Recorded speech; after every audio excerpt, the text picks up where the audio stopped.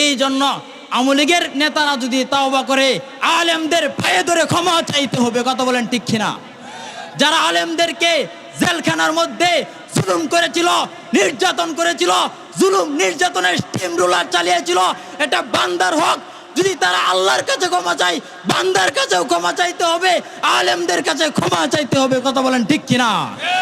যারা দেশের সম্পদ বাহিরে প্রচার করেছে, যারা দেশের টাকায় বাহিরে ঘরবাড়ি করেছে, এটা হলো জনগণের হক। কাদের হক?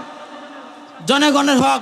আল্লাহর কাছে তওবা করবে, ঠিক আছে, আল্লাহ তাআলা তার তওবা কবুল করবেন না যতক্ষণ না তারা বাহির থেকে টাকা আনে আমাদের মাঝে আবার বিতরণ না করেন। কথা বলেন ঠিক কিনা? এই জন্য তওবা করতে হবে কার কাছে? আল্লাহ তাআলার কাছে। তওবা করতে হবে খাঁটি দিলে আল্লাহ তাআলার কাছে, নচেত সেই তওবা আল্লাহ তাআলা কি করবেন না? কবুল করবেন না। তওবার অনেক শর্ত আছে। দুই সময় আল্লাহ তাআলা তওবা কবুল করেন না। কয় সময়? দুই সময় আল্লাহ তাআলা তওবা কবুল করেন না। যখন সূর্য পশ্চিম আকাশ থেকে উদয় হয় তখন যদি বান্দা তওবা করে, তার তওবা কবুল হবে না। দুই নাম্বার হলো যখন মানুষের কণ্ঠনালীতে মৃত্যুর স্বাদ এসে যায়, মৃত্যু আজরাইলের ফেরেশতা এসে যায়, তখন তার তওবা কবুল হবে না। নবীজি সাল্লাল্লাহু আলাইহি ওয়াসাল্লাম হাদিস শরীফের মধ্যে বলেন, ইন্নাল্লাহা তাআলা ইয়াকবালু তাওবাতাল আবদি মা লাম ইগরগির। নিশ্চয় আল্লাহ তাআলা বান্দার তওবা কবুল করেন যতক্ষণ না তার শ্বাসনালীর মধ্যে মৃত্যুর স্বাদ না আসে। শ্বাসনালীর মধ্যে যখন মৃত্যুর স্বাদ এসে যাবে তখন তওবা করলে সেই তওবা কবুল হবে না। দুই নম্বর, নবীজি সাল্লাল্লাহু আলাইহি সাল্লাম বলেন, আল্লাহ তাআলা সূরা আন-নূরের 31 নম্বর আয়াতে বলেন, তুবু ইলাল্লাহি জামিআ। তোমরা সকলে আল্লাহ তাআলার কাছে তওবা করো। নবীজি সাল্লাল্লাহু আলাইহি ওয়াসাল্লাম হাদিস শরীফের মধ্যে বলেন, কুল্লু বানি আদম খাত্তাউন ওয়া খায়রুল খাত্তাইনা আত-তাওয়াবুন। প্রত্যেকটা বনি আদম গুনাহগার, আর গুনাহগারদের মধ্যে সর্বোত্তম সে আল্লাহ তাআলার কাছে, সে সবচেয়ে বেশি প্রিয় যে তওবা করে। যে কি করে ভাই? তওবা করে। এই জন্য আল্লাহ তাআলা এই তওবাকারীদেরকে ভালোবাসেন। সূরা বাকারার 222 নম্বর আয়াতে আল্লাহ তাআলা বলেন, ইন্নাল্লাহা ইউহিব্বুত তাওয়াবিন। আল্লাহ তাআলা নিশ্চয় তওবাকারীদেরকে ভালোবাসেন। আল্লাহ তাআলা সূরা আত-তাহরিমের 8 নম্বর আয়াতে বলেন, ইয়া আইয়ুহাল্লাযীনা আমানু তুবু ইলাল্লাহি তাওবাতান নাসুহা। হে ঈমানদারগণ, তোমরা আল্লাহ তাআলার কাছে খাঁটি দিলে তওবা করো। কি দিলে তওবা করো? খাঁটি দিলে তওবা করো। তওবা করার অসংখ্য অগণিত ফজিলত হাদিসের কিতাবগুলোর মধ্যে আছে। আমি আপনাদের সামনে দু একটা হাদিস বলছি। মুসলিম শরীফের 6613 নং হাদিসে আল্লাহর নবী বলেন, ইয়া আইয়ুহান নাস তুবু ইলাল্লাহ ফা ইন্নী আতুবু ফিল ইয়াউমি ইলাইহি মিআতা মাররা। হে মানুষ, তোমরা আল্লাহ তাআলার কাছে তওবা করো, কেননা আমি নবী দৈনিক আল্লাহ তাআলার কাছে 100 বার তওবা করি। বলেন সুবহানাল্লাহ। যে নবীর জীবনের সমস্ত গুনাহ মাফ ছিল, সে নবী দৈনিক আল্লাহ তাআলার কাছে কতবার তওবা করতেন? 100 বার তওবা করতেন। তওবার অসংখ্য অগণিত ফজিলত হাদিসের কিতাবগুলোর মধ্যে আল্লাহ নবী বলেছেন, আত-তাইবু মিনাজ যামবি কামান লা যামবা লাহ।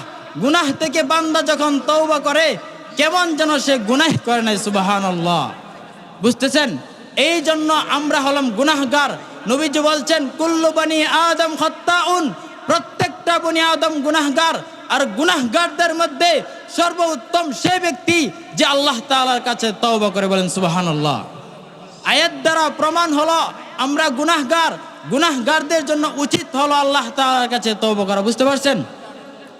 তওবা কবুল হওয়ার জন্য 4টা শর্ত। কয়টা শর্ত? 4টা শর্ত। 1 নাম্বার, আমরা যে গুনাহ করেছি সেই গুনাহ জন্য আল্লাহ তাআলার কাছে লজ্জিত হওয়া। কি হওয়া?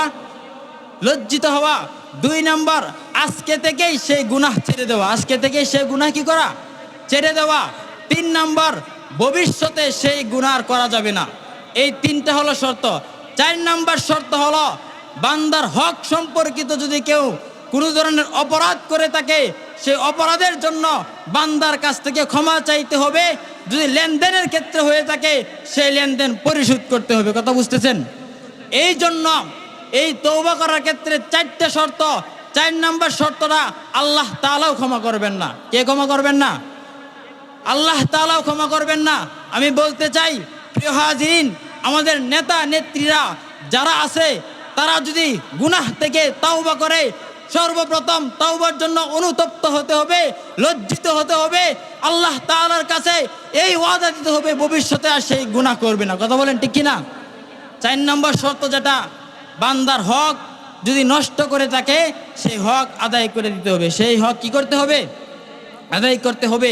প্রিয় হাজিরিন, বছরের শুরু দিন আমরা 2025 অতিক্রম করে 2026-এ পদার্পণ করেছি।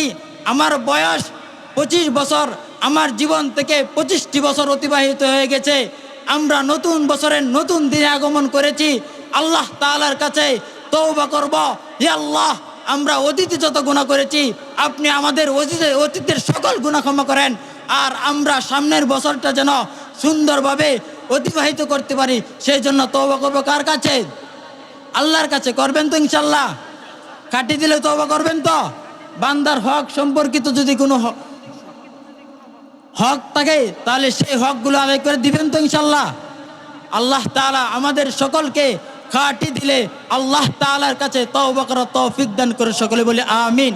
ওয়া আখির দাওয়ানা আলহামদুলিল্লাহি রাব্বিল আলামিন। আসসালামু আলাইকুম ওয়া রাহমাতুল্লাহি ওয়া বারাকাতুহু।